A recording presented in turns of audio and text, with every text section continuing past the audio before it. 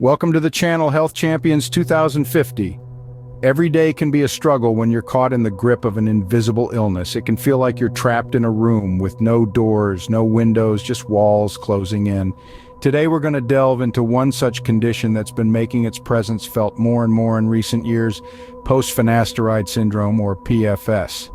PFS is a complex multi-system disorder that arises following the use of finasteride, a medication primarily used to treat male pattern baldness and enlarged prostate. But what makes PFS so challenging isn't just its physical symptoms, it's the psychological impact it has on individuals. Those who suffer from PFS often experience a range of symptoms that can include sexual dysfunction, physical changes, and cognitive impairments. This can be incredibly distressing, to say the least. But the real kicker is the mental health impact.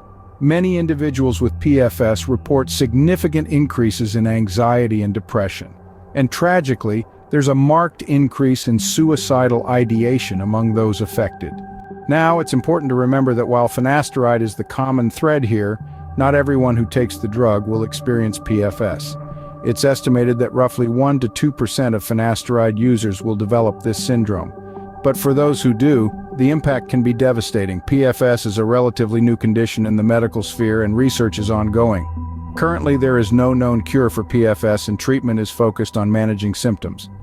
It's a long, hard road, but it's not one that has to be walked alone.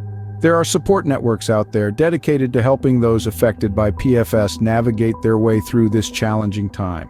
In this discourse, we've taken a closer look at post-finasteride syndrome, its symptoms, its impact, and the ongoing research surrounding this condition. We've understood that while PFS affects a small percentage of finasteride users, the effects are far from trivial.